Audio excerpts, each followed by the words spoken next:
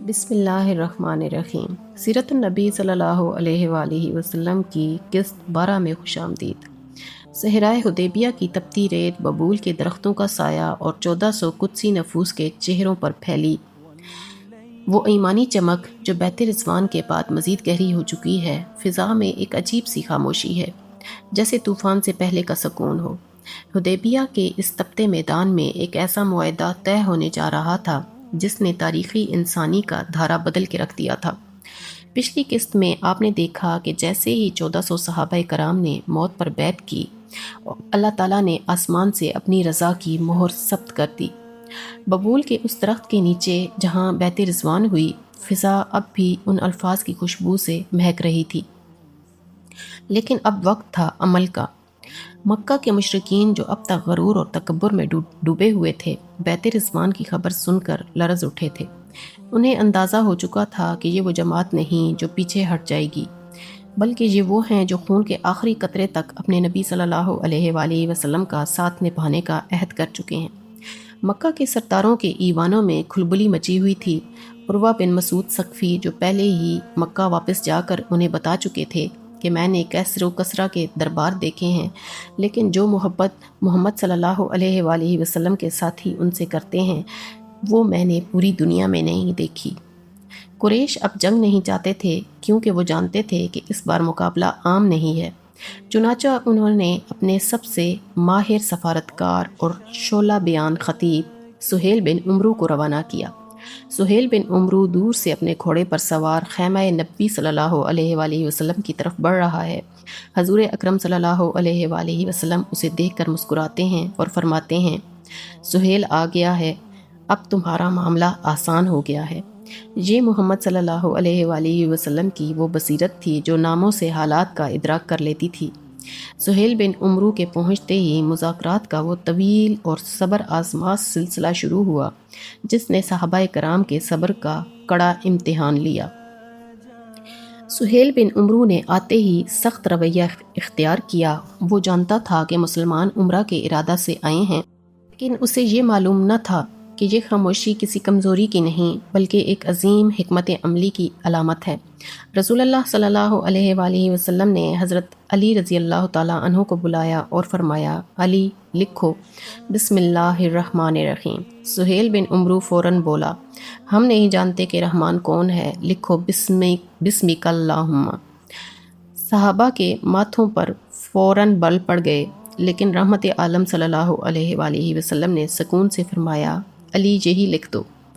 پھر آپ صلی اللہ علیہ وآلہ وسلم نے فرمایا، لکھو یہ وہ معاہدہ ہے جو محمد رسول اللہ صلی اللہ علیہ وآلہ وسلم نے سہیل بن عمرو کے ساتھ کیا۔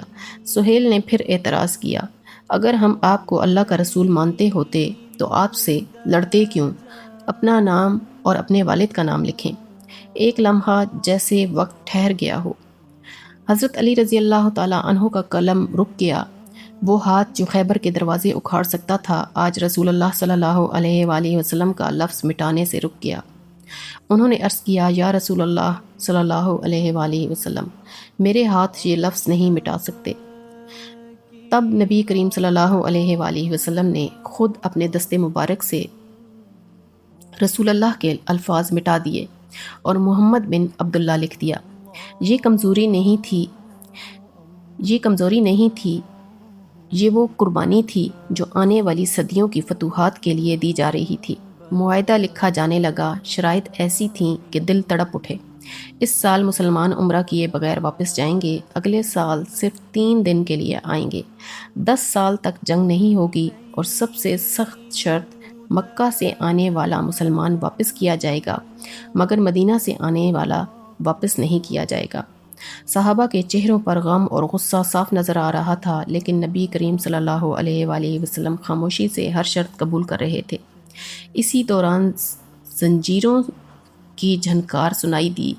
ایک شخص لہو لہان حالت میں بیڑیاں گھسیٹتا ہوا مسلمانوں کے کیمپ میں آ گرا۔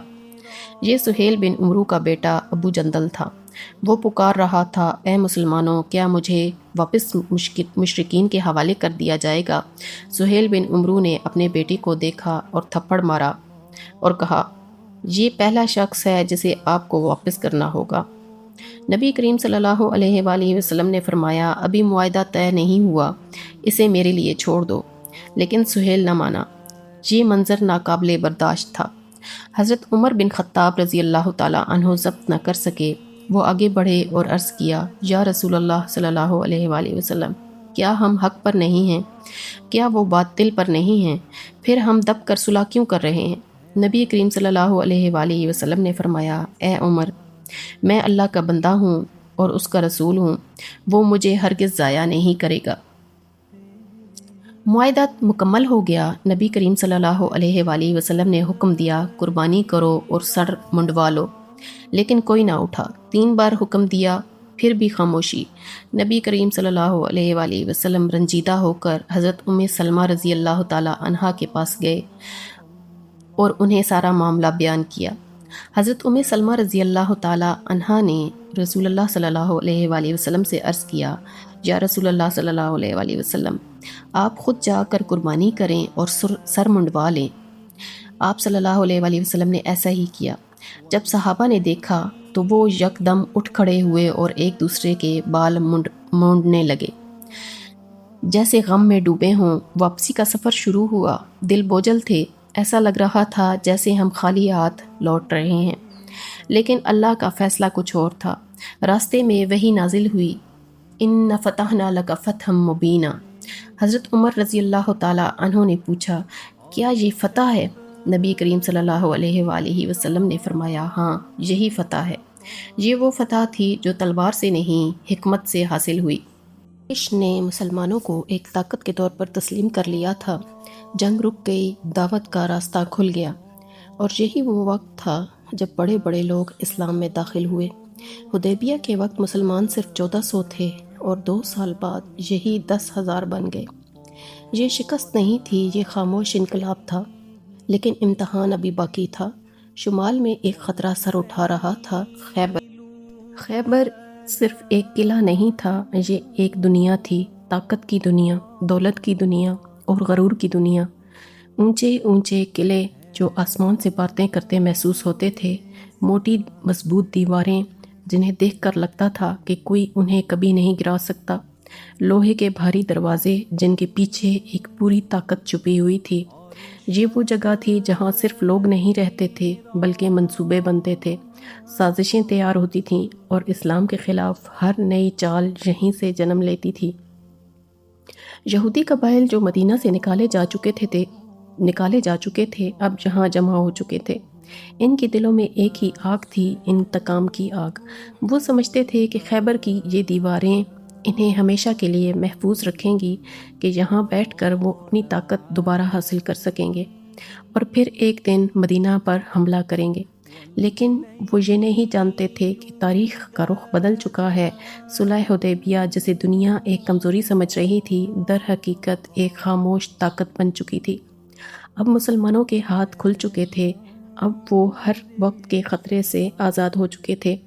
اب ان کے سامنے صرف ایک ہدف تھا، خیبر، وہ قلعہ جو خود کو ناقابل تسخیر سمجھتا تھا، وہ طاقت جو خود کو ناقابل شکست سمجھتی تھی۔ لیکن اب وہ ایک ایسی قوت کا سامنا کرنے والے تھے جو صرف ہتھیاروں پر نہیں بلکہ ایمان پر یقین رکھتی تھی۔ وہ لشکر جو بھوک میں بھی شکر ادا کرتا تھا، پیاس میں بھی صبر کرتا تھا اور میدان جنگ میں پہاڑ کی طرح ڈٹ جاتا تھا۔ یہ وہ لوگ تھے جن کے دل دنیا سے خالی تھے اور اللہ سے بھرے ہوئے تھے۔ ان کے لیے فتح صرف زمین حاصل کرنا نہیں تھی بلکہ اللہ کی رضا حاصل کرنا تھی۔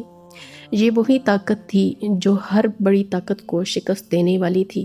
لیکن خیبر آسان نہیں تھا۔ ہر قلعہ ایک امتحان تھا، ہر دیوار ایک چیلنج تھی اور ہر دروازہ ایک رکاوٹ۔ ہر جنگ صرف تلواروں کی نہیں ہوتی، یہ جنگ حوصلوں کی تھی، یہ جنگ یقین کی تھی۔ راتیں آئیں گی جن میں خاموشی ہوگی لیکن دلوں میں طوفان ہوگا۔ دن آئیں گے جن میں تلواریں چمکیں گی اور زمین گواہ بنے گی، اور پھر ہر لمحہ وہ لمحہ قریب آئے گا، ایک ایسا لمحہ جو تاریخ کا رخ بدل دے گا، اور اللہ تعالیٰ کے نبی صلی اللہ علیہ وآلہ وسلم اعلان کریں گے کہ کل میں جھنڈا ایسے شخص کو دوں گا جو اللہ اور اس کے رسول سے محبت کرتا ہے اور اللہ اور اس کا رسول اس سے محبت کرتے ہیں۔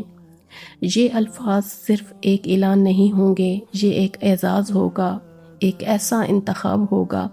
صحابہ کی آنکھوں میں چمک آ جائے گی، ہر دل میں ایک خواہش جاگے گی کہ کاش وہ یہ اعزاز حاصل کر لے، کاش اس کا نام پکارا جائے۔ رات بے چینی میں گزرے گی، کوئی سو نہیں پائے گا، ہر کوئی سوچے گا کیا وہ ہوگا، کیا وہ اس عزت کے قابل ہوگا۔ پھر صبح طلوع ہوگی، خاموشی کے ساتھ لیکن ایک عجیب سی شدت کے ساتھ۔ لوگ جمع ہوں گے، سانسیں تھم جائیں گی، دل دھڑکنا بھول جائیں گے، اور پھر ایک نام پکارا جائے گا، علی، علی بن ابی طالب رضی اللہ تعالی عنہ۔ وہ نام جو بہادری کی علامت بن جائے گا، وہ نام جو ایمان کی طاقت بن جائے گا، وہ نام جو تاریخ کے اوراق میں ہمیشہ کے لیے سنہری حروف سے لکھا جائے گا۔ اور پھر وہ دن آئے گا جب خیبر کے دروازے جو خود کو ناقابل تسخیر سمجھتے تھے ٹوٹ جائیں گے، وہ قلعے جو کبھی جھکنے کا تصور بھی نہیں کر سکتے تھے خاموش ہو جائیں گے، اور اس زمین پر جہاں کبھی غرور کا راج تھا وہاں اللہ کا نام بلند ہوگا۔ یہ صرف ایک فتح نہیں ہوگی، یہ ایک اعلان ہوگا کہ جب ایمان سچا ہو تو کوئی دیوار، کوئی قلعہ، کوئی طاقت اس کے سامنے کھڑی نہیں رہ سکتی۔